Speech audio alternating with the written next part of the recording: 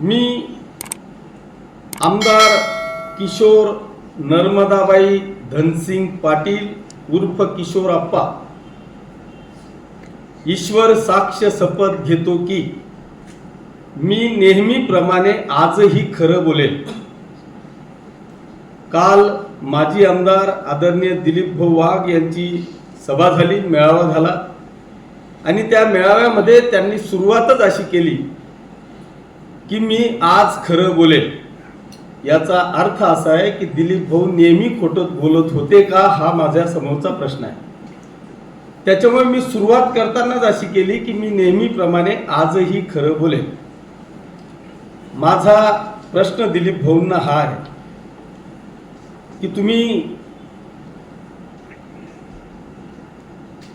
जे काही त्या ठिकाणी 1957 पासून माजी आमदारांची यादी वाचून दाखवली, त्या यादीमध्ये स्वातंत्र्य काळापासून कोणीच काही केलं नाही का? मग हे सगळं आमदारांनीच केलं का?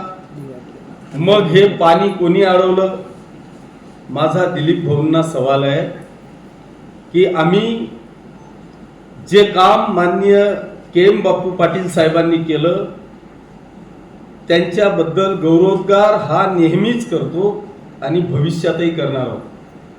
त्यांची आठवण म्हणून बवळा नदीला बापू साहेबांच्या नावाने कृष्णा सागर म्हणून आपण त्या ठिकाणी नाव दिलं। त्या कृष्णा सागरच्या बोर्डाचं अनावरण करताना त्यांच्या धर्मपत्नी त्या काकूंना आणून त्यांच्या हस्ते त्या बोर्डाचं अनावरण केलं। त्याच्यामुळे ज्यांनी केलं त्याबद्दल आम्ही विसरूच शकत नाही। पण दिलीप भाऊ, आपल्याला माहिती असेल की अप्पा साहेबांनी त्याच बवळा धरणाला होऊ नये म्हणून तिथे आंदोलन केलंय। त्या आंदोलनाचे साक्षीदार तुम्ही सुद्धा आहात। त्याच्यामुळे तुम्ही तरी विकासाच्या गप्पा मारू नये, तुम्ही तरी टक्केवारीची भाषा करू नये। जर विकासावर आणि टक्केवारीवर दिलीप भाऊ मी जर का तुमच्यावर बोलायला लागलो तर मला खूप वेळ लागेल। त्याच्यामुळे मी आज जास्त वेळ घेणार नाही।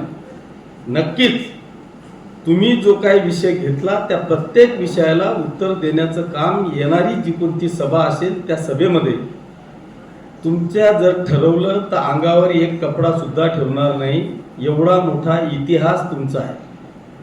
तुम्ही जे कृत्य केलं ते कृत्य लोकांची सहानुभूती मिळवण्याकरता 2011चा विषय 2024 मध्ये तुम्ही सांगितला की मला फसवलं गेलं।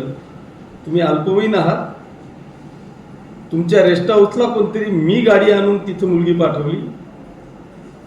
मला आता ह्या विषयावर दिलीप भाऊ, तुम्ही आता ह्या पाचोरा भडगाव मतदारसंघातले सगळ्यात सिनियर नेते आहात, त्याच्यामुळे तुमचा अनादर करणं मला अजिबात शोभत नाही किंवा माझ्या संस्कृतीमध्ये ते नाही आहे। तुर्तास मला जास्त बोलायला लावू नका। ज्या ज्या काही गोष्टी आहेत, तुमचं दुकान बंद झालं होतं, ह्या किशोर अप्पांनी तुम्हाला कृषी उत्पन्न बाजार समितीमध्ये महाविकास आघाडीचा धर्म पाळत मुख्य प्रशासक म्हणून नेमलं। तो जरी कार्यकाळ काढला ना तर तुम्ही खुर्चीवरच बसू शकणार नाही।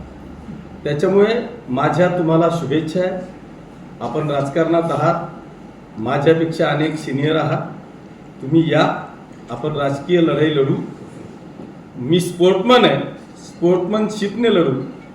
फक्त जी शपथ घेतलेली आहे की मी आज खरं बोलेल, तर परमेश्वर तुम्हाला साक्षीने पाहतोय की तुम्ही ईश्वराची शपथ घेऊन सुद्धा पूर्ण सभा खोटं बोलले।